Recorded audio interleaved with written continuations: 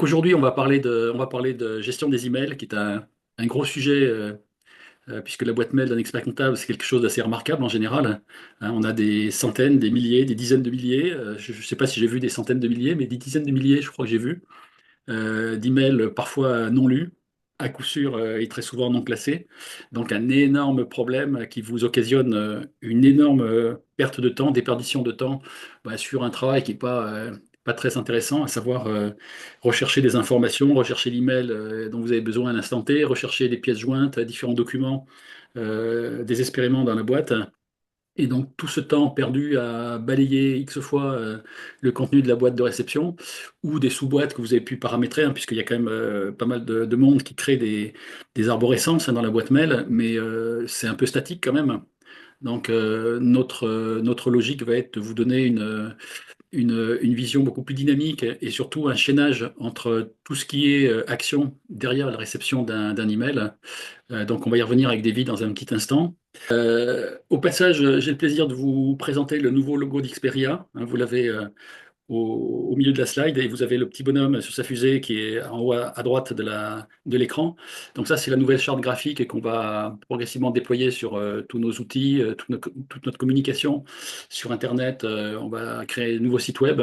On va également mettre à jour notre chaîne YouTube et puis sur les réseaux sociaux également. Donc voilà, progressivement, on va avancer avec cette nouvelle charte. Bon, j'espère que vous l'aimez bien. N'hésitez pas à me mettre un petit mot en bas dans le chat pour me dire ce que vous en pensez. Mettez un si vous aimez, 0 si vous trouvez ça nul. Comme ça nous fera un petit sondage en live. Allez, c'est parti. Je vous rappelle, comme toujours, le replay et le diaporama donc, de la dernière session. Hein, vous pouvez le lire sur ces liens-là et le retrouver toujours sur cette page. Alors, cette page, elle changera un jour ou l'autre parce que pour l'instant, on est sur un système un petit peu provisoire. Le jour où on aura un site web complet pour mettre en place tout ce matériel, puisqu'on en est quand même au 46e webinaire. Donc, on a fait un petit bout de chemin déjà avec d'ailleurs certains d'entre vous hein, qui êtes des fidèles. Voilà, on va évoluer, faire évoluer tout ça, la charte, le site. Il y a beaucoup de choses qui vont se mettre en place de façon très sympathique et très visuelle. Voilà, également la chaîne YouTube. Hein, là aussi, il y a des choses qui vont changer. Pour l'instant, on n'a pas encore travaillé du tout la charte, donc on va avancer. On a le très beau sourire de Davy en plein milieu, donc ça, pour l'instant, on le garde. Il est en J'avais pas pleine, vu ça. il est en pleine forme. Également la chaîne YouTube. Hein, là aussi, il y a des... Alors, 11 avril, donc webinaire 46, on va parler d'actualité. Juste un petit mot sur la recherche approfondie de ChatGPT et sur un outil qui s'appelle DeepSite, DeepSite, je ne sais pas comment il faut le prononcer, qui est vraiment un petit outil assez extraordinaire et qui préfigure, comme beaucoup d'autres avant lui hein, d'ailleurs, le fait de pouvoir, soit au moyen d'un prompt, soit même au moyen d'une dictée, de créer du code, de créer un site web, de créer des tas de choses. C'est assez fabuleux la vitesse à laquelle ça avance. On parlera évidemment de notre sujet principal, qui est la perte de temps énorme hein, d'une gestion de mail qui est pas au point. Je vous dis, bon, beaucoup d'entre vous ont quand même essayé de parer au plus pressé et de créer une organisation, mais c'est pas toujours optimal encore aujourd'hui. Donc, vous avez souvent euh, une frustration par rapport à ça, hein, puisque cette perte de temps, elle est réelle. Hein. Pratiquement dans toutes les études et toutes les interrogations que j'ai pu avoir et discussions que j'ai pu avoir avec des consoeurs et des confrères, tout le monde me dit bah, on pourrait gagner au moins au bas mot 1 heure tous les jours si on était très bien organisé, parce que je vous dis, c'est pas seulement recevoir et classer les mails, c'est surtout les exploiter, y répondre, les transférer à des gens responsables. Faire renvoyer une alerte par SMS, par WhatsApp, par Telegram, par tout ce que vous voulez, par Slack. Bon voilà. Et donc c'est exploité derrière, puisque cette gestion d'email sera reliée au fil du temps par d'autres workflows qui vont être des workflows de gestion de tâches, de gestion d'agenda, de suivi des notes de réunion, de rendez-vous, de visioconférence, de gestion des obligations, de gestion des onboarding clients, collaborateurs, de la gestion interne du cabinet. Donc vraiment, c'est une grosse ambition au travers de ces outils-là. Et voilà, c'est la première brique qu'on est en train de travailler et de vous présenter progressivement depuis deux sessions. Donc cette logique, je vous montrerai, j'ai fait un petit schéma bon, qui vaut ce qu'il vaut, mais ça vous donnera une idée un petit peu de l'architecture qu'on a en tête. La première version bêta, on la situe pour dans un peu plus d'1 mois, hein, après en tout cas la campagne fiscale de vos 31-12, et on essaiera de travailler avec une vingtaine de cabinets, comme on l'avait fait avec Pilot Guard il y a déjà 1 an environ. de façon à l'amener à maturité assez vite, en sachant que là, nous, on l'aura testé nous-mêmes et sur nous-mêmes, et qu'on aura déjà une bonne vision de ce qui fonctionne bien et de ce qu'on peut améliorer. Mais après, la vie avec cet outil-là, ce qui nous intéresse, c'est que vous nous disiez, oui, ça me convient bien, ou il y a des choses, je les ferai autrement, et vous allez nous apporter sûrement des idées très intéressantes qui vont nous permettre de rendre ces workflows beaucoup plus fluides, beaucoup plus utiles, et avec des fonctionnalités qui vous manquent aujourd'hui. Voilà. Donc la date d'après, hein, on va sauter la fin de la campagne fiscale, donc qui est fixée au 19, je crois. Et donc on ira au 23, vendredi 23 mai. Donc on vous présentera vraiment cette gestion d'email, comme je dis, boostée par l'IA, puisqu'il y a des agents IA qui sont au cœur de ce genre d'outils et qui sont capables d'analyser une situation, de prendre des décisions, d'utiliser un outil, d'utiliser de la mémoire, de se souvenir qu'il s'est passé ça avec tel ou tel interlocuteur qui vous a déjà envoyé des emails. Donc ça, c'est la grande force de l'IA, que de pouvoir également tenir compte d'un historique, par exemple. Voilà, donc ça, c'est notre programme d'aujourd'hui. Je vais l'introduire aujourd'hui par une première actualité, hein, qui montre que au niveau de la Chine, il y a un énorme rattrapage des performances, hein. Donc il y a eu un rapport de Stanford, hein, sur un peu un classement et un comparatif entre les États-Unis qui avaient pris évidemment beaucoup d'avance et la Chine qui est en train de reprendre son retard. Peut-être qu'un jour elle passera devant, soit dit en passant. Vous le savez, on en a parlé, on a parlé de DeepSeek qui est mentionné dans l'article. On a parlé de Qwen, on a parlé d'autres outils. C'est vrai qu'ils sont capables de sortir aujourd'hui des choses qui sont aussi performantes et parfois plus ou gratuites, donc à performance égale, qui sont gratuites. On a la même problématique de confidentialité, de sécurité, etc. Mais on l'a aussi avec les Américains, hein, quelque part. Donc il faut pas, je crois qu'il faut avoir la même logique par rapport à ces sujets-là. Voilà, donc ça c'est quand même une information qui est intéressante à savoir, c'est que ça bouge vite et les positions se modifie au fil du temps assez rapidement. Autre chose dont je voulais vous parler, c'est l'apparition dans ChatGPT 4o. Alors moi, je suis en version plus, donc qui est la version à 20 dollars. Donc j'ai un petit bouton recherche approfondie qui est apparu il y a quelques jours. Il permet de faire des choses vraiment très intéressantes. Et ce que je voulais essayer de comprendre, parce que je m'en suis servi à plusieurs reprises, et c'est vrai que ça donne des résultats très intéressants, je voulais essayer de comprendre comment ce bouton-là, cette fonction-là, se positionnait par rapport à la version 4o1 et la version 4o3 dont je vous ai parlé, qui sont aussi quelque part des outils de réflexion approfondie pour faire du texte ou pour faire du code ou pour faire, je sais pas, des maths ou en tout cas des choses un peu puissantes. J'ai voulu essayer de le positionner un petit peu. Donc, bah, je vous engage, si vous êtes en version plus, à utiliser ce bouton et à voir un peu ce qui se passe, hein, vous verrez. J'ai demandé un petit tableau comparatif à ChatGPT. Donc effectivement, dans l'ordre d'apparition, O1 Mini est apparu en décembre 2024, et puis en janvier 2025, O3 Mini et Mini I, et en février 2025, et là, ça fait pas très longtemps que tout le monde a ce genre d'outil en public, en tout cas en version micro-abonné, en quelque sorte à 20 dollars par mois. Ce qui est intéressant, c'est que, et ce qui change surtout, c'est que quand on compare un peu les trois, bah, il y a des choses qui se ressemblent beaucoup, hein. On a l'impression qu'on a des capacités de raisonnement, notamment, c'est ça qui nous intéressait, qui sont élevées, voire très élevées. Ce qui fait peut-être une différence intéressante avec l'option de recherche, c'est le fait que cette option de recherche, la recherche avancée, elle permet d'avoir aussi l'accès à la navigation, ce qui n'est pas forcément le cas de O1 et de O3. Quand vous lancez une réflexion sur O1 ou O3, enfin, en fonction de ce que vous voulez faire, ça va pas accéder au web, alors que la recherche approfondie, oui. Donc c'est sa grande qualité, et donc ça permet de fabriquer des rapports assez détaillés sur de l'actualité, sur des bases de données qui existent avec des documents très importants. Alors que O1 va être plutôt sur du texte avec une réflexion approfondie, et O3 sur du code ou des maths, en tout cas du calcul, des choses comme ça. Là encore, sans aller chercher sur le web, donc ils vont travailler sur les datas qui sont dans la sorte de gigabase qui sont constituées au fil des années. Voilà, donc c'est vraiment la différence entre les trois choses, hein, donc c'est intéressant de le comprendre, parce que chacune a encore sa vocation, son intérêt, mais ça ne fait pas la même chose. Au passage aussi, quand on compare O1, O3 par rapport à Deep Research, donc la recherche profonde ou avancée, on se rend compte qu'il y a des différences de temps de réponse. C'est pas les mêmes finalités, hein, donc ça, vous l'aviez compris maintenant.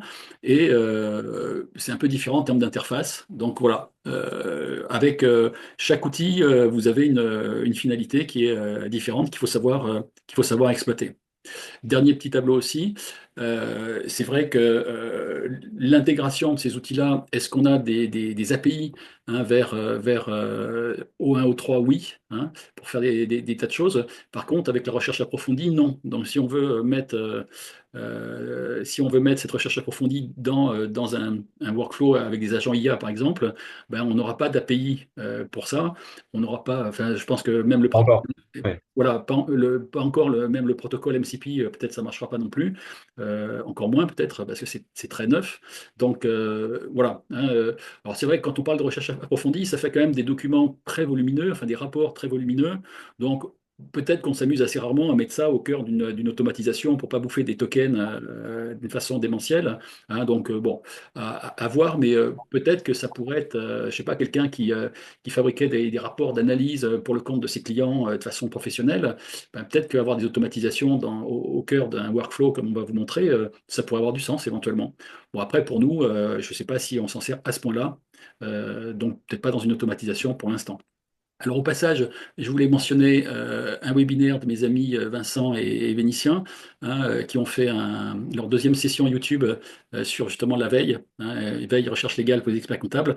Donc je vous engage à aller jeter un œil, puisque là ça va être un peu plus dans la technique, dans le détail et tout ça, hein. Tous les deux sont très, très compétents voilà, pour ces sujets-là, donc n'hésitez pas à aller voir leur chaîne YouTube avec, donc vous allez les retrouver hein, en tapant une recherche.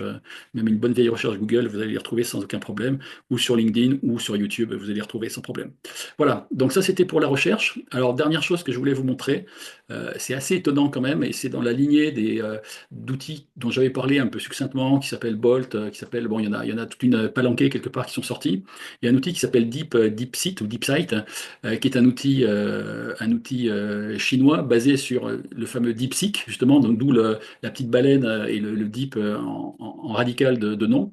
Cet outil-là, c'est une plateforme qui permet, en tapant un simple prompt, ou peut-être une séquence de prompts pour modifier le résultat, de fabriquer très facilement, par exemple, un site web, une landing page pour faire dans du marketing, par exemple, et c'est hébergé sur Hugging Face.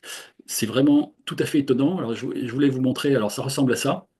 C'est-à-dire que d'un côté, à gauche, vous avez une fenêtre avec le code s'exécuter, et vous avez en bas un prompt. Donc là, vous dites, je voudrais fabriquer une page pour, par exemple, moi, je me suis amusé à imaginer une page pour le club Xperia qui pourrait voir le jour d'ici quelques semaines.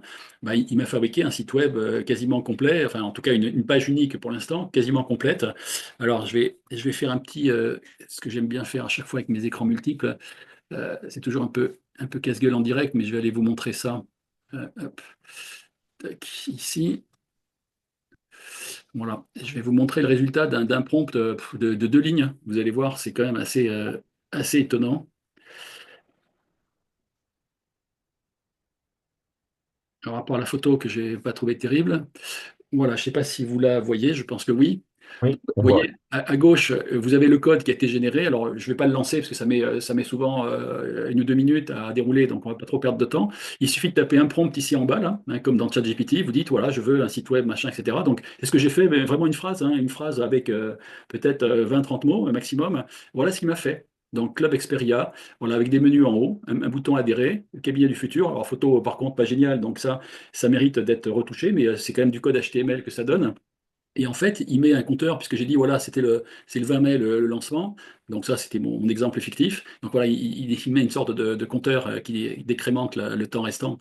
Machin. Être notifié, ben, ça permet, par exemple, de laisser un email pour dire, avertissez-moi quand le truc se lance. Voilà. Et après, il détaille ce qu'il y a au club. Alors, j'ai rien expliqué de tout ça. Il est complètement inventé, hein. D'ailleurs, c'est sûr que si je devais faire un prompt plus précis pour avoir un résultat qui m'intéresse, que je veux garder, il faudrait que mon prompt soit un peu plus costaud. Mais là, il a inventé un truc. Il a dit nos outils. Il a dit nos événements. Bon, ben là, évidemment, c'est pareil, il ne peut pas trop inventer, donc il invente des trucs un peu fictifs avec des dates fictives. On peut aller voir un calendrier, des témoignages. Voilà, rejoignez le club, formulaire de préinscription, avantages réservés au club, le prix, il l'a inventé, donc là aussi, c'est complètement fictif. Voilà, à nouveau, être notifié, une fois aux questions et un pied de page. Donc, sincèrement, c'est impressionnant avec un prompt, je vous dis, de 2 lignes. Je pense qu'il n'y avait pas 30 mots dans mon prompt, avec très peu de détails. Alors là, il a tout inventé, mais si j'avais donné des informations très précises, j'aurais tout qui serait nickel. Alors l'avantage de ça, c'est que ce code, Alors, vous voyez là, quand on regarde à gauche, il a créé 700 et quelques lignes de code, je crois, ou même pas loin de 800. Ce code, qui est du code HTML, je peux le récupérer par exemple dans un outil qui s'appelle Cursor. Et dans Cursor, je peux le retravailler pour dire je change une image, je change un menu, j'enlève un truc qui ne me plaît pas. Voilà. Et je pense qu'en, allez, une journée de travail, sans être codeur, sans être technicien, en n'y connaissant quasiment rien, vous fabriquez un petit site web sympa pour pas un rond. Alors Cursor, ça coûte, je crois, 20 euros, 20 euros, 20 dollars par mois. Et vous n'êtes pas obligé de le garder toute l'année. Et ça, pour l'instant, DeepSeek, c'est gratuit aussi. C'est comme DeepSeek. Bon, c'est assez incroyable. Donc, les développeurs de sites web, je pense que ça va être compliqué pour eux, ou alors il va falloir qu'ils évoluent vite vers un modèle économique différent. Mais sincèrement, quand on voit ça, c'est quand même sympa. Alors bon, évidemment, après les beaux sites web qui coûtent 3 4 5 000 euros, c'est autre chose, hein. Voilà. Bon, voilà, je voulais vous montrer ça parce que c'est quand même, ça vous montre quand même l'évolution de ce qu'on voit actuellement sur le marché. Et c'est quand même assez impressionnant. Alors, Et Stéphane, tu as une question de Yann dans le chat, oui, savoir quelle était la différence avec Bolt et Lovable de DeepSeek. c'est ce que je disais tout à l'heure, c'est à peu près la même logique, c'est-à-dire que moi, à mon sens, parce que Lovable et Bolt, je les ai un petit peu regardés il y a quelques semaines, parce qu'ils sont sortis il y a déjà même quelques mois, je pense, c'est encore moins technique cet outil-là. C'est-à-dire que là, l'outil, il faut absolument rien savoir. Alors que déjà dans Bolt ou dans Lovable, il faut un peu intervenir. C'est-à-dire que l'outil, il lance un morceau, il s'arrête, il pose des questions, il faut lui répondre, il relance, machin, etc. Là, ici, vous tapez votre phrase, vous appuyez, et là, tout ce que je vous ai montré là, il l'a sorti directement d'un seul tenant, d'un seul coup. Donc, soit on fait un truc qui vous fait travailler au fil du temps, et je pense que c'est plus la logique de Bolt et de Lovable, soit vous dites, allez, fais-moi un truc, par contre, votre prompt, vous le détaillez vraiment aux petits oignons pour qu'il soit nickel, auquel cas, là, vous avez un truc sans rien faire, mais vraiment sans rien faire. Ce que je vous ai montré, c'est sans rien faire. Une phrase, c'est tout. Et tous les systèmes de codage, de création de sites web, de création d'applications, de création de jeux, etc., ça va être à la parole. De plus en plus, ça sera même plus un prompt, ça va être à la parole. Ça veut dire qu'aussi qu'on va vers une évolution où les futurs PC ou les futurs smartphones, il y aura peut-être même plus d'écran. C'est-à-dire qu'on va tout faire à la parole.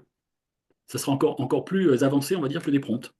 Donc ça, il faut se préparer à ça parce que à mon avis, pas loin d'être le cas aujourd'hui. Quand même tester parce que je vous dis, c'est DeepSeek, donc vous voyez le nom en haut. C'est gratuit et c'est impressionnant, sincèrement. Alors, on va sur le cœur de notre sujet. La gestion la perte de temps liée aux emails. Bon, j'ai fait un petit document. Bon, c'est des propositions de ChatGPT pour tout vous dire, et ça, vous commencez à vous en rendre compte parce que vous êtes habitué. Voilà, j'ai dit quels sont les 10 facteurs majeurs de perte de temps, notamment pour un expert comptable. Bon, mais il a listé ces 10 points-là. Je pense que c'est à peu près tout juste. Évidemment, après, en fonction de votre situation, c'est pas forcément tout à fait ça. Il peut y avoir des choses sur lesquelles vous êtes plus à l'aise, d'autres où vous êtes moins à l'aise. Mais quand on voit tous ces inconvénients-là, j'aurais pu en demander 20 ou 30, hein, et on aurait sorti autant que je veux. Ça veut dire que quand on accumule le temps qui, même derrière cette gestion de boîte mail directement, je vous dis qu'il va vers la délégation, vers d'autres personnes, la réponse aux clients, etc. C'est énorme. Le temps qu'on passe et qu'on perd à passer ce temps à orchestrer un peu ces flux d'emails, de SMS, de messages WhatsApp, Telegram, Slack ou d'autres choses encore, c'est totalement monstrueux, hein. Je pense que dans une journée, quand je dis 1 heure ou deux, je pense que je suis peut-être en dessous de la réalité. Donc ça veut dire que notre idée, la voilà. Alors là, pour l'instant, vous voyez des flèches, c'est un jeu. Mon idée, c'est qu'aujourd'hui, on a développé un outil qui va capter des fichiers fake pour fabriquer des tableaux de bord. Bon. De ces tableaux de bord et des datas qui sont dans ces tableaux de bord, on peut déjà les synthétiser demain vers un CRM qui va être complètement dédié au cabinet comptable, qui va simplement vous apporter, ça va être une sorte de concentrateur, un outil qui va consolider toutes les données intéressantes de votre écosystème informatique, à savoir vos outils de production. Alors, je ne les ai pas tous cités, j'ai mis les trois peut-être les plus récents et les plus novateurs aujourd'hui. D'accord? Donc, de vos outils de production, alors on aurait pu rajouter les payes, le juridique, tout ce qui est commissariat aux comptes, etc. Enfin bon, la production, d'accord? Les sites dont vous avez besoin, Pau.gouv, URSAF, il y en a facilement une vingtaine, dans lesquels on peut aller éventuellement taper par scrapping ou qu'on peut aller capter par API, ça peut exister. Ça peut être des sites d'information comme l'INSEE, mais il y en a plein d'autres. Ça peut être des sites web marchands ou des sites de réseaux sociaux comme YouTube, Instagram, LinkedIn, Twitter, etc., etc. Et nous, ce qu'on veut vous fabriquer quelque part, c'est des workflows. Donc là, j'en ai cité cinq. J'ai un peu concentré sur le dernier à droite, parce que là, il y a même plusieurs sujets. Onboarding, on pourrait parler d'onboarding de collaborateurs ou de cadres, mais on pourrait parler d'onboarding de clients. Toute la partie RH, c'est pas que l'onboarding, c'est encore d'autres choses. La gestion interne, c'est encore autre chose aussi. Donc, on peut avoir jusqu'à une dizaine de workflows tranquillement.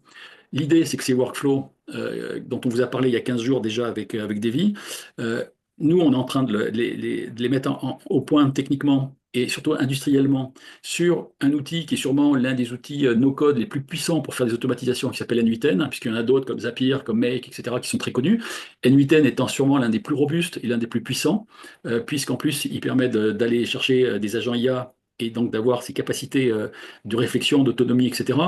Il permet d'aller chercher un protocole MCP pour se connecter à plein d'applications en plus de ce qui est natif déjà avec N8N. Donc, ça veut dire qu'on peut créer des passerelles vers beaucoup de choses. Et évidemment, j'oublie pas que vous avez des suites Office, hein, Microsoft ou Google, et des fois, je dirais même plutôt, c'est peut-être et.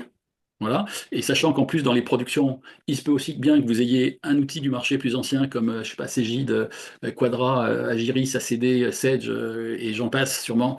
Et puis que vous vouliez, de temps en temps, pour accueillir des nouveaux clients, des jeunes clients, etc., avoir en plus Time, Penny ou d'autres outils. Ben, à un moment donné, vous vous retrouvez avec un écosystème avec énormément de flux d'informations et énormément de data qui sont partout dans votre écosystème. Et moi, je le vis depuis 30 ans dans votre profession. Depuis 30 ans, on rêve du système unifié dans lequel on a tout, mais ça n'arrivera jamais. Ça n'est jamais arrivé dans aucun monde professionnel, ça n'arrivera jamais, on n'aura jamais le meilleur de tout chez un seul éditeur. D'autant plus si on parle et de compta, et de paye, et de juridique, et d'audit, et si en plus on parle d'informations qui viennent d'ailleurs, d'informations économiques, d'informations sur les sites, sites web, d'informations qui viennent ou qui transitent par vos suites Office ou Google, etc. Donc à un moment donné, j'ai essayé d'imaginer, et l'aide de Davy qui va vous commenter la slide d'après est précieuse parce que mon idée, c'est que nos workflows qui sont dessinés en bas sur mon schéma vont forcément faire la liaison un petit peu avec tout ça. Alors, pas forcément en direct avec les outils de production, hein, bien sûr, mais ils vont essayer de travailler, je dirais, un peu en back-office, en caché, hein, c'est le dessous de l'iceberg en quelque sorte, sous vos suites, Office ou Google par exemple, pour les dynamiser, pour les rendre plus efficaces, pour vous permettre que entre les emails, les tâches, les agendas, les réunions, les gestions d'obligations, tout l'onboarding, la gestion interne du cabinet, etc. Tout ça, ça se parle. Et surtout, à un moment donné, que toutes les informations qui transitent par tout ça, tout cet écosystème-là monstrueux, hein, c'est dans un cabinet, je pense qu'il y a des dizaines de logiciels différents, tout cet écosystème-là va faire qu'à un moment donné, on va concentrer de façon très synthétique la data essentielle des clients dans ce CRM. Donc l'idée, c'est pas que le CRM fasse tout, au contraire. Le CRM doit être juste une couche par-dessus tout ça, la plus légère possible, la plus fluide possible, qui ne garde que des datas essentielles, qui vont vous permettre de mieux travailler avec les clients en termes de productivité, de rentabilité, mais aussi de développer, parce que vous avez des informations, des alertes, des analyses, etc. sur ces clients, vous allez pouvoir déployer des services nouveaux, vous allez pouvoir imaginer des missions nouvelles, du conseil, etc. Mais le problème que vous avez aujourd'hui et qui vous mange là aussi énormément de temps, c'est que vous avez de l'information partout. Donc l'idée, c'est qu'on essaye d'avoir votre écosystème qui est réuni, ou en tout cas qui est reconcentré. Hein. Bon, je vous dis, mon CRM, c'est une idée d'un sorte de concentrateur de data, boosté lui aussi par l'IA, qui va permettre de travailler mieux avec vos clients, avec vos collaborateurs, bien évidemment, avec peut-être vos fournisseurs de toutes sortes, et donc au profit du client, des clients et évidemment du cabinet, de façon à être plus performant. Quand même tester, parce que je vous dis, c'est DeepSeek, donc vous voyez le nom en haut, c'est gratuit et c'est impressionnant, sincèrement. Alors, on va sur le cœur de notre sujet. La gestion la perte de temps liée aux emails. Bon, j'ai fait un petit document. Bon, c'est des propositions de ChatGPT, hein, pour tout vous dire, et ça, vous commencez à vous en rendre compte parce que vous êtes habitué. Voilà, j'ai dit quels sont les 10 facteurs majeurs de perte de temps, notamment pour un expert comptable. Bon, mais il a listé ces 10 points-là. Je pense que c'est à peu près tout juste. Évidemment, après, en fonction de votre situation, c'est pas forcément tout à fait ça. Il peut y avoir des choses sur lesquelles vous êtes plus à l'aise, d'autres où vous êtes moins à l'aise, mais quand on voit tous ces inconvénients-là, j'aurais pu en demander 20 ou 30, hein, et on aurait sorti autant que je veux. Ça veut dire que quand on accumule le temps qui même derrière cette gestion de boîte mail directement, je vous dis qu'il va vers la délégation, vers d'autres personnes, la réponse aux clients, etc. C'est énorme. Le temps qu'on passe et qu'on perd à passer ce temps à orchestrer un peu ces flux d'emails, de SMS, de messages WhatsApp, Telegram, Slack ou d'autres choses encore, c'est totalement monstrueux. Hein. Je pense que dans une journée, quand je dis 1 heure ou 2, je pense que je suis peut-être en dessous de la réalité. Donc ça veut dire que notre idée, la voilà. Alors là, pour l'instant, vous voyez des flèches, c'est un jeu. Mon idée, c'est qu'aujourd'hui, on a développé un outil qui va capter des fichiers fake pour fabriquer des tableaux de bord. Bon, de ces tableaux de bord et des datas qui sont dans ces tableaux de bord, on peut déjà les synthétiser demain vers un CRM qui va être complètement dédié au cabinet comptable, qui va simplement vous attendre. Voilà. Je voudrais savoir si là déjà tout de suite, Davy, tu me dis si tu vois les questions, s'il y a des questions là-dessus, si ce schéma est clair, s'il vous semble simple, si c'est compréhensible pour vous, ou alors si vous comprenez rien, n'hésitez pas à le dire, hein, parce que je peux expliquer des choses si ça vous semble pas clair. Mais je vous dis, le CRM, ça va être ce cœur qui va reconcentrer les informations qui viennent un peu de partout, parce que la technique nous permet d'espérer qu'on puisse faire ça aujourd'hui. Toi, Davy, qui as travaillé chez des grands comptes comme Accor, puisque tu as été consultant chez Accenture, donc tu as eu accès à quand même des boîtes de haut niveau, internationales souvent. Ce type de schéma, est-ce que tu as déjà vu des choses qui étaient pratiquées dans des grandes boîtes qui commençaient à ressembler à ça ou des intentions qui allaient vers ça? Est-ce que tu peux nous en dire quelques mots par rapport à ton vécu dans cette grande boîte de conseil? Oui, ben, tous les grands groupes ont ces stratégies de data, hein, ce qu'on appelle le data lake, d'avoir un endroit où toute la donnée transite et d'avoir un set d'actions à exécuter. Donc sur des sites, enfin des services qui sont opérés par mes clients ou des services externes. Donc oui, c'est la logique de centraliser le plus possible la data, notamment avec tout ce qui se passe aujourd'hui sur l'IA, et d'arriver à pouvoir activer cette data-là pour créer des nouveaux services et des nouveaux produits. Donc oui, c'est une logique qui est exécutée dans beaucoup de grands groupes, de pouvoir arriver à activer cette data que vous avez aujourd'hui, soit dans vos emails, soit dans vos systèmes de production. Donc arriver à reconnecter tout ça, c'est le but de toute entreprise pour pouvoir se reposer sur des données et des actions pertinentes. Donc oui, il y a eu pas mal d'efforts là-dessus ces dernières années. Beaucoup d'accompagnement de la part de mon ex-employeur sur ce sujet-là. Donc oui, c'est un gros sujet, le CRM, comment activer au mieux les clients. C'est quelque chose qui est très important. Ok, d'autant qu'il y a une chose qu'il faut remarquer, c'est que dans les clients que tu as connus toi, par exemple, prenons Accor et parlons de l'hôtellerie qui est derrière, ils ont sûrement d'autres activités à l'intérieur du groupe, mais enfin, je pense que c'est la partie hôtellerie qu'on connaît le mieux, sûrement, quand on évoque ce nom-là. Ils ont très probablement des fichiers clients avec des dizaines de millions de noms à l'intérieur, hein, très probablement, enfin je ne sais pas, mais je l'imagine, comme toutes les grandes boîtes nationales ou internationales. Par contre, souvent par client, ils ont 10 données, 20 données, peut-être 30 données, mais ils n'en ont pas des masses extraordinaires. Et souvent, d'ailleurs, pour enrichir ces fichiers-là, ils dépensent des montants importants pour justement pouvoir faire des segmentations, pour pouvoir faire des offres nouvelles au marché, etc. Nous, on est sur un marché où, à contrario, on est sur des fichiers clients beaucoup plus petits, énormément plus petits. Hein, c'est quelques centaines de clients, quelques milliers de clients, et pour les très gros cabinets, quelques dizaines de milliers de clients. Ah, c'est vraiment les très gros. Hein. Mais donc beaucoup moins de clients. Par contre, on peut avoir 100, 150, 200 data sur chaque client. Parce que quand on regarde tout ça, quand on regarde toute l'information comptable, fiscale, sociale, juridique, autre, patrimoniale, je sais pas, retraite, etc., on a énormément, énormément de data. Et le problème, c'est que très souvent, les fichiers clients qui sont dans différents outils, alors, je ne les ai pas évidemment tous cités, c'est le bloc de gauche, mais souvent on peut imaginer que dans un cabinet, on a facilement 10 ou 15 outils différents. Hein, facile, hein. Ça veut dire que là, qui ne sont pas toujours parfaitement communicants ou très difficilement. Et donc, on a des bases clients qui sont éclatées, et donc forcément, bah, il y a des problèmes de mise à jour entre les différents outils. Et les data, on arrive difficilement, on est dans une logique de silo où les data, on n'arrive pas à les regrouper, quoi. Et si on n'arrive pas à les regrouper, on ne peut pas les croiser pour les exploiter et en faire le data lake de ces rêves, quoi.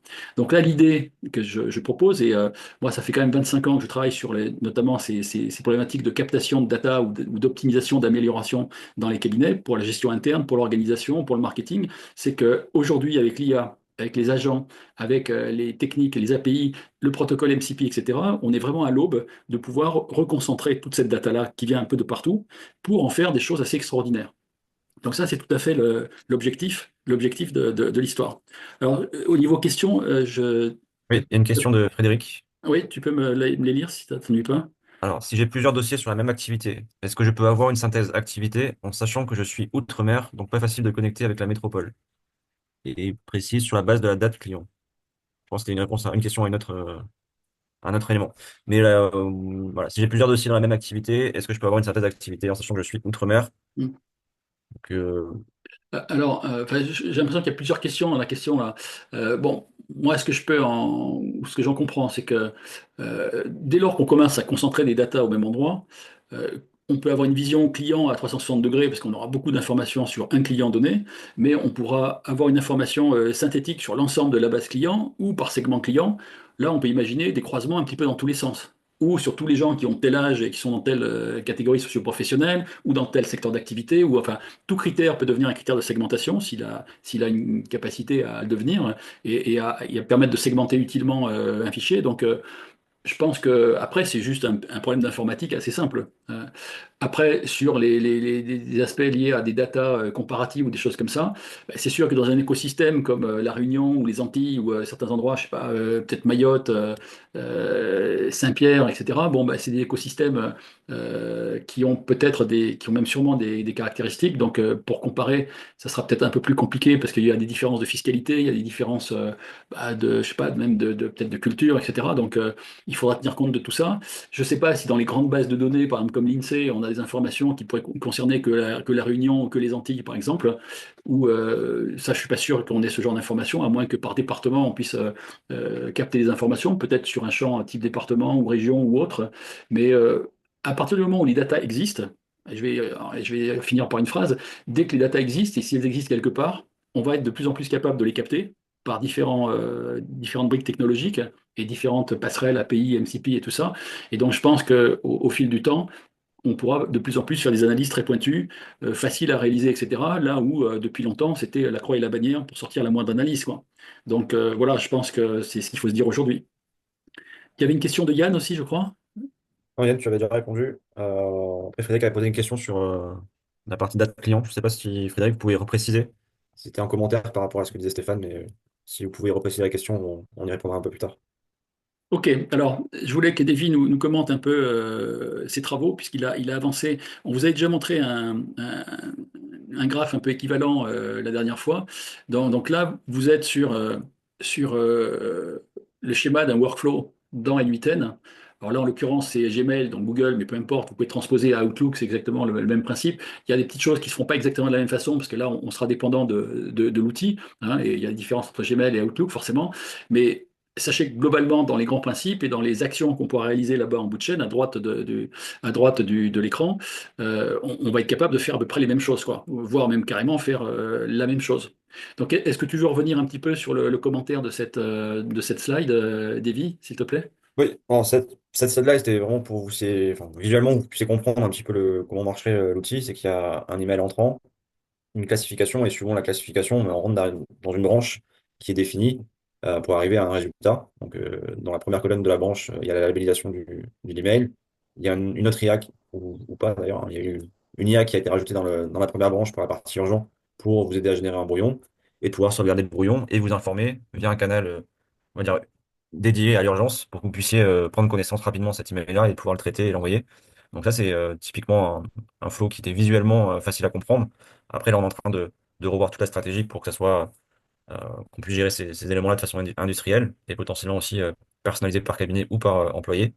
Donc ça, c'est les éléments qu'on est en train de travailler avec Stéphane depuis 15 jours qu'on avait présenté cette vue-là. Donc on est en train de travailler sur ces sujets-là. Il y a pas mal de challenges techniques sur le fait de pouvoir avoir plusieurs cabinets avec plusieurs cabinets et plusieurs employés avec la même structure. Donc, on est en train d'étudier toute cette partie-là et arriver à connecter, bien sûr, ces outils qui peuvent être indépendantes avec le CRM que mentionnait Stéphane pour vous donner la main sur plus d'éléments, sur les différentes discussions que vous avez pu avoir avec vos clients et de pouvoir en prendre en compte ces éléments-là dans les flows qu'on est en train de travailler avec Stéphane. Donc, la gestion d'email, la gestion de réunion, la gestion du calendrier et d'autres éléments qui arriveront au fur et à mesure de l'avancée des travaux. Donc on essaie de créer un modèle, un système qui est générique pour que tout le monde puisse avoir ces éléments-là et arriver à prendre en compte aussi vos retours pour mais approfondir les fonctionnalités au fur et à mesure que la solution existe. Donc il y aura beaucoup d'allers-retours ensemble, mais on est très confiant sur le fait de vous apporter une forte valeur très rapidement. Ok, alors je réponds aux questions, Frédéric, juste après. Je voulais compléter ce que vient de dire, tant qu'on est sur cette slide et sur l'explication un petit peu. Là, en l'occurrence, on vous montre un schéma dans lequel il y a 6 branches qui labellisent, qui classifient en quelque sorte chaque email dans une catégorie qui va déclencher un certain nombre d'interactions après, d'actions après, hein, à savoir créer un brouillon ou renvoyer une réponse automatique.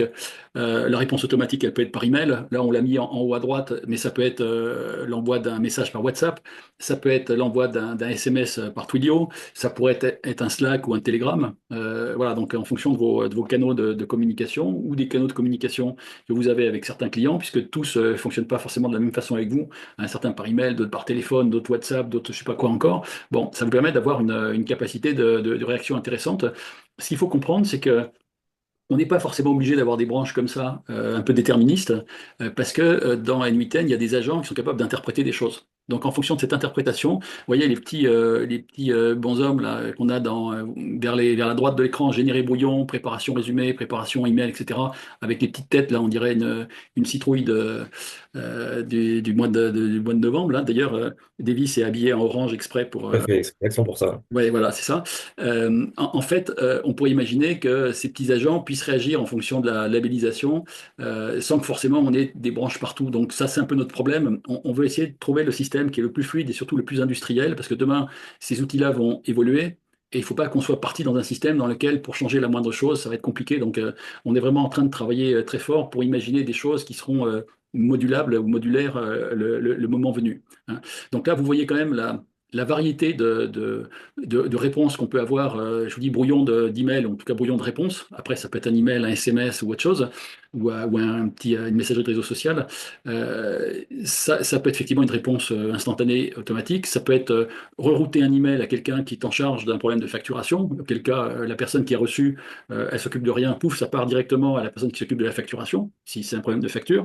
Voilà, on veut faire en sorte que votre boîte, ça devienne une machine de guerre et que ça vous permette justement de vous poser beaucoup moins de questions, d'avoir les choses parfaitement classées, sachant qu'une fois que l'action est réalisée, on imagine bien sûr que derrière, il y a une sorte d'archivage qui va vous permettre de garder les choses rangées au bon endroit avec le bon schéma mental, de façon à ce que vous puissiez, si vous voulez revenir un mois, 2 mois, 3 mois en arrière sur une information, peut-être même en tapant un prompt, hein, on verra, que vous puissiez la retrouver extrêmement rapidement. D'accord? Mais en tout cas, au moment où ça arrive, elle est immédiatement traitée, donc classée, traitée, avec l'action qui va derrière. Et donc, vous devenez une sorte de plaque tournante boostée à l'IA où tout va partir comme ça.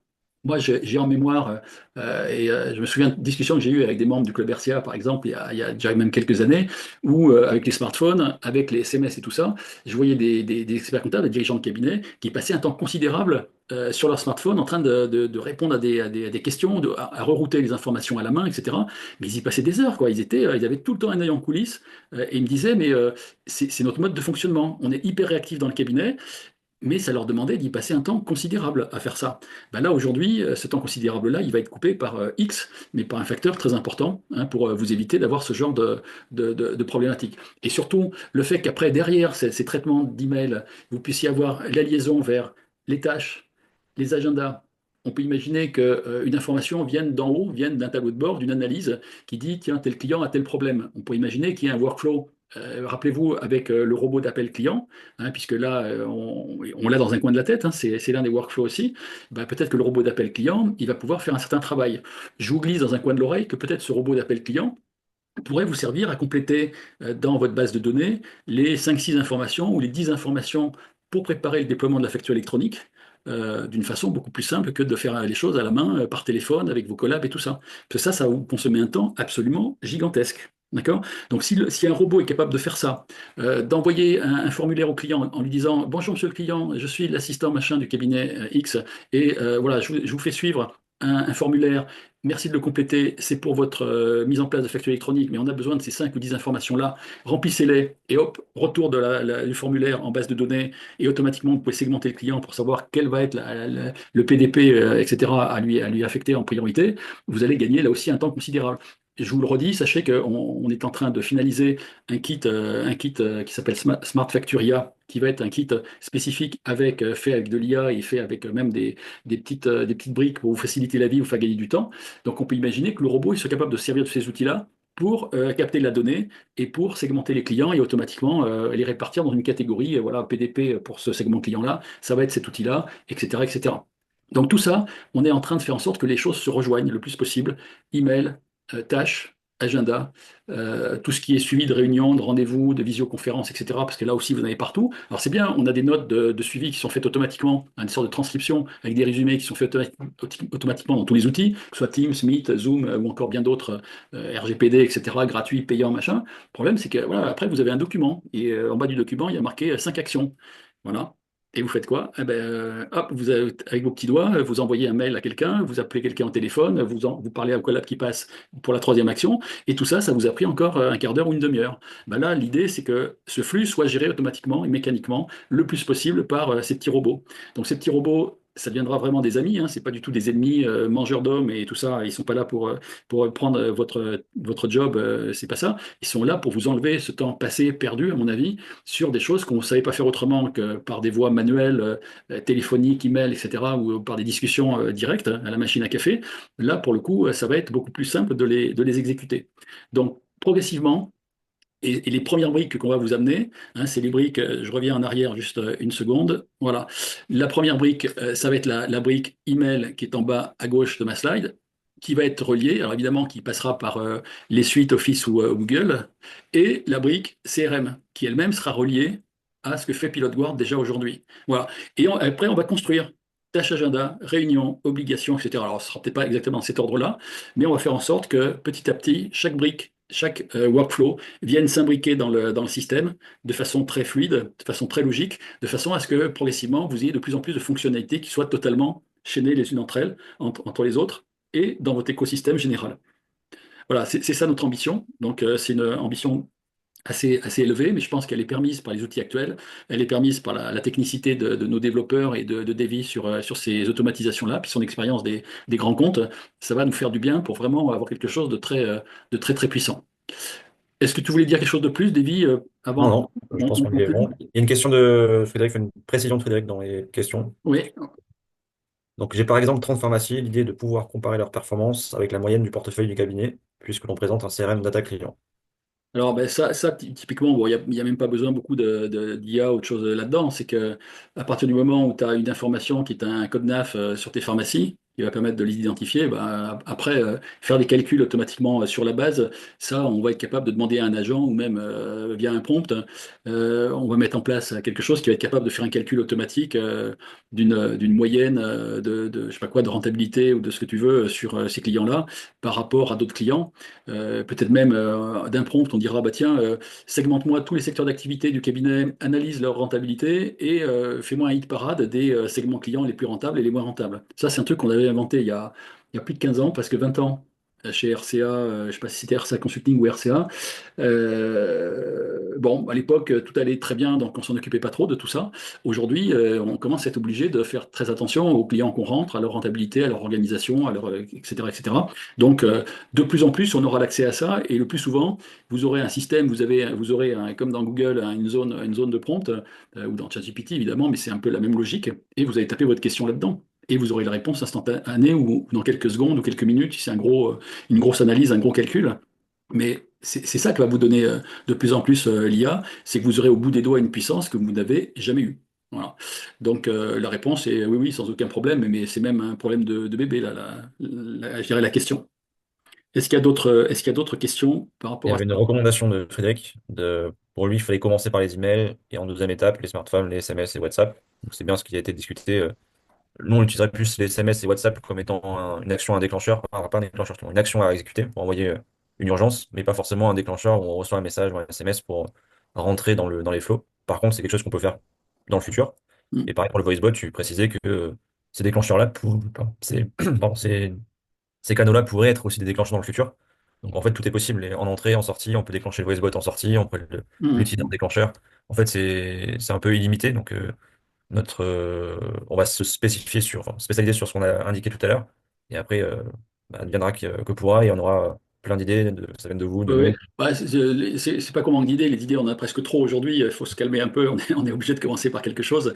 Et comme je disais il y a un instant, créer des briques les unes après les autres, mais surtout les créer bien, hein, les penser bien. Et l'architecture, tu y travailles beaucoup là depuis 15 jours. Et puis c'est des idées que moi je mouline depuis des mois dans ma tête. Donc on commence à voir le jour maintenant sur la façon dont on veut structurer les choses. Comme je disais, de façon extrêmement modulaire. Parce qu'évidemment, sur le marché, il va y avoir des tas d'offres de gens. D'ailleurs, il suffit d'aller sur LinkedIn, hein. Il y a des tas de gens, des dizaines, des centaines, voire des milliers de gens qui proposent des automatisations. Le problème, c'est qu'à chaque fois, c'est une petite brique comme ça qui se balade et puis c'est chaîné à rien, quoi. Et le problème, c'est que voilà, si déjà on a 15-20 logiciels dans le cabinet et qu'on se rajoute des petits bouts de briques comme ça qui se parlent pas et tout ça, ben on fait encore qu'augmenter la complexité du système, quoi. Nous, l'idée, c'est vraiment d'avoir cette concentration, ce concentrateur CRM qui va capter des flux qui viennent d'un peu partout. Et c'est vrai que ce soit l'email, le SMS, WhatsApp ou Slack ou je sais pas, Telegram ou quoi, en entrée dans le canal, peu importe, c'est qu'une modalité différente, quoi. Mais ça peut être aussi un appel téléphonique dans l'absolu, ou ça peut être vous qui dictez un prompt ou qui dictez une question, et la question elle rentre et ça y est, elle se met à se balader dans le flux. Donc comme tu disais à l'instant à Davy, que ce soit en entrée ou en sortie, on aura toutes les modalités possibles et peut-être un jour il y aura des dizaines de modalités différentes. À nous de les gérer progressivement pour les implémenter, je dirais, au fil du temps. Et c'est vrai qu'en reparlant du robot d'appel client, et moi, je disais, on en a parlé d'ailleurs il y a quelques jours ensemble. Moi, je disais, le robot d'appel client, il peut être déclenché par le pilote guard qui constate que dans le tableau de bord périodique du client, ça fait 3 mois que le client perd de la marge ou perd du chiffre d'affaires par rapport à N-1. Hop, il envoie une alerte, ça peut être ça, ou il appelle le client pour l'inviter en rendez-vous. Ça peut être une obligation qui est définie longtemps à l'avance dans un processus bien cadré où on sait qu'à telle date, il y a telle chose pour tel client, etc. Donc c'est ça, c'est l'arrivée de la date qui va, boum, déclencher le workflow. Ça peut être un déclenchement manuel, donc un prompt ou vocal, mais ça revient au même d'un collaborateur ou d'un cadre du cabinet. Voilà. Et à chaque fois, tous les flux d'informations, quels qu'ils soient, à un moment donné, on va être capable de les envisager pour les mettre dans ce genre d'automatisation. Donc là, aujourd'hui, hein, comme vous le savez, l'IA étant multimodale, aujourd'hui, on peut partir d'un texte pour aller vers la voix, de la voix pour aller vers un texte, d'aller d'un texte à une image, d'un texte à une vidéo. Enfin, on fait des trucs, c'est vraiment le champ du possible, quoi. Il y a plus de limite nulle part, quoi. La limite, c'est plus l'architecture, c'est plus se poser sur quelque chose de solide, de sérieux, d'industriel, de façon à vous proposer quelque chose qui soit costaud, quoi. Donc ça, c'est vraiment notre travail en ce moment avec Davy, avec Ben, avec d'autres personnes, voilà, de poser bien les idées, d'être sûr qu'on est sur la bonne piste, qu'on fait la liaison avec tout ce qu'il vous faut dans le cabinet. On veut surtout pas vous faire changer tous vos outils, quoi. Et c'est hors de question. Vous avez vos outils de production qui sont nombreux, parce que vous avez de plus en plus d'outils de compta juxtaposés aujourd'hui sur des clients différents. Vous avez tous vos choix au niveau des suites Microsoft, Google, etc., ou des combinaisons des deux des fois. Vous avez plein d'outils encore qui font d'autres choses, qui sont périphériques, des accès à des sites web, etc. Bon, à un moment donné, nous, on est amené à envisager de venir un peu, je vous dis, en back-office, en dessous de la ligne d'eau. On veut faire en sorte que ces workflows viennent simplement dynamiser et relier tout ça. Et je vous dis, avec cette brique CRM au milieu, qui est vraiment le cœur, le concentrateur de l'histoire. Voilà, ça, c'est vraiment l'ambition du projet. Et je pense que ça, à partir du 20 mai, on sera en mesure de vous amener quelque chose et de mettre en route les premiers bêta-testeurs. Donc, si vous êtes intéressé par cette logique de bêta-test, hein, n'hésitez pas à revenir vers moi assez rapidement parce que là, on va en sélectionner une vingtaine maximum. Il y en a déjà plusieurs au cœur du club RCA qui se sont, ou des abonnés Xperia qui se sont déclarés intéressés, hein. J'avais eu des appels de plusieurs d'entre vous d'ailleurs à l'issue d'il y a 15 jours là, de notre première réunion, notre première session avec Davy à l'époque. Donc voilà, la liste va pas être extensive. On va pas tester avec 50 cabinets, on ne peut pas, c'est trop lourd. Donc on va choisir les 20 premiers, les 20 plus motivés, et puis on va commencer à avancer. Et l'objectif étant que rapidement, à l'été ou à la rentrée de 2025, on ait quelque chose de costaud et qu'après on puisse plugger progressivement les briques, puisque les briques, il est prévu que Davy, justement les trois que citait Frédéric il y a un instant, la gestion des emails dans un premier temps, la gestion des tâches et de l'agenda dans un second temps, et la gestion des suivis de réunions, rendez-vous, visioconférences, etc., pour exploiter les notes et tout ça. Voilà, ce sont vraiment les trois briques en termes de workflow principal, avec la brique au-dessus qui est la partie CRM. Voilà dans quel ordre on va travailler sur ce projet. Voilà, donc le 23 mai, ben, on reviendra sur gestion des emails, mais là, on va vous montrer des choses, vraiment. Je dis, pour ceux qui se sont déclarés comme intéressés par ce bêta-test, ben, peut-être on aura des contacts avant le 23 hein, pour vous mettre en place. Sachez qu'il faut des choses dont on a parlé il y a 15 jours, extrêmement light, mais en même temps très robuste, hein, puisque on peut accéder à des serveurs VPS pour quelques euros par mois. N8N, on est en train d'y travailler, c'est quasiment gratuit, puisque c'est open source. Alors c'est toujours quasiment, parce qu'à un moment donné, il y a quand même des tokens, à un moment donné, il y a toujours des petits abonnements qui vont arriver, etc. Pour l'instant, on essaye de vous trouver les solutions les plus efficaces en termes de rapport qualité-prix, de robustesse, de sécurité, de confidentialité et quand même d'ergonomie, d'intuitivité. Et on veut que justement que tout ça, ça s'insère dans votre écosystème actuel. Donc c'est un sacré pari, mais c'est intellectuellement, c'est assez passionnant. Voilà. Donc le 23, on parle de ça. Bah, je suis sûr que Davy, tu seras invité. J'espère que tu n'as pas prévu un mois de vacances au mois de mai, sinon on est foutu. Non, non. Je t'ai pas posé la question d'ailleurs avant de choisir la date, mais bon, je pense que de toute façon on aura bien travaillé ensemble et que je serai en mesure de présenter le truc, même tout seul au besoin s'il le fallait. Voilà, je sais pas si vous avez d'autres questions avant qu'on se quitte. On a passé une grosse heure ensemble, hein, il est 13h35. N'hésitez pas si vous avez des choses ou si vous voulez m'envoyer un mail ou me passer un coup de fil, je suis à votre disposition. Vous avez les coordonnées pour rentrer un petit peu dans la partie. Vous avez les coordonnées pour le kit facture électronique. Hein, vous avez mon portable si vous voulez m'appeler. Il est probable aussi qu'on lance un club Xperia qui pourrait démarrer au mois de juillet prochain à Paris, qui sera un club qui va fusionner, je dirais, avec le club RCA. Voilà, avec cette forte dominante intelligence artificielle, parce que c'est quand même un sujet aujourd'hui totalement incontournable. Donc, on va faire un club qui sera réservé à une trentaine de cabinets, 30-35 cabinets maximum, hein, parce que je veux que ça reste vraiment à taille humaine, hein, et on aura des intervenants comme Davy ou comme d'autres personnes de haut niveau dans de l'ultra opérationnel. Hein. Ce ne sera pas des discours, de la philosophie, etc., comme on peut voir par ailleurs, mais ça sera du très concret. Et le club a toujours été pour moi, depuis presque 23 ans, un laboratoire inégalé, parce que voilà, je discute avec vous, on peut se parler tranquillement, on peut passer du temps, on peut vous écouter et voilà, essayer de répondre à vos besoins. Donc voilà, tout ça, ça va évoluer très favorablement et ça va être tout à fait passionnant. Je ne sais plus s'il y avait des questions, là j'ai vu apparaître une petite... Non, j'en ai pas vu, non.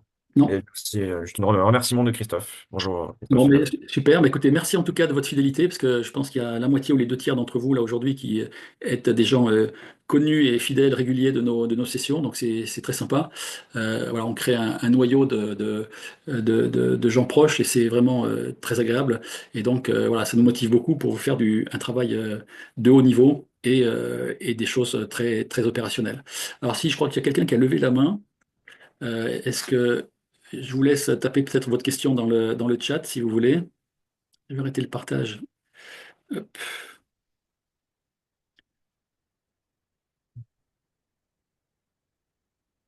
J'ai pas vu de main levée, moi, de mon côté, mais Alors, si j'ai vu un petit affichage. toi, toi, tu as la main levée dans, dans les participants, mais j'ai pas vu de main levée dans l'audience. Oui, non, j'ai essayé de. Bon, écoutez, de toute façon, vous avez, je vous le remets juste un petit instant, vous avez mon portable ici. Si vous voulez me passer un coup de fil, je suis encore joignable un instant, il n'y a pas de problème, ou plus tard. Hein, n'hésitez pas. Et donc, sachez qu'on est vraiment dans ce projet absolument passionnant avec Davy, là, et on est très motivé par vous sortir un chouette truc au mois de mai. Je pense qu'il y aura peut-être un petit cœur de CRM aussi qui sera déjà disponible, même s'il est très frustre pour l'instant, très basique. Mais à un moment donné, il faudra bien stocker un peu d'informations sur le client pour garder ce côté synthétique et consolidation de données, un concentrateur de données. Bon, Data Lake pour faire plaisir aux gens qui sont dans l'histoire depuis longtemps. Mais voilà. Davy, un grand merci encore une fois de ta présence. Hein, je sais Une que invitation, hein. il y a deux doigts de partir en vacances, donc je t'ai un peu pris de temps sur le temps pour remplir les valises, donc désolé. Pas de problème. C'est ta femme qui va me maudire, mais bon, je prends le risque. Il n'y a pas de problème, Stéphane. Je ne sais Merci pour pas l'invitation. si elle fait pas 1,85 m et 100 kilos, ça va, je pourrais encore Non, tenir non, la c'est plutôt charge. un petit gabarit. Petit gabarit. Il n'y a pas de problème. Voilà, bah écoutez, merci à vous tous. Bon courage pour Merci. le mois des poussières qui arrive. Et puis je sais qu'après, il y aura encore les déclarations fiscales, donc vous n'êtes pas sorti tout à fait de l'auberge. Encore au moins 2 mois bien occupés. Mais voilà, merci à Davy, merci à vous tous. Et je vous dis rendez-vous le 23 mai maintenant.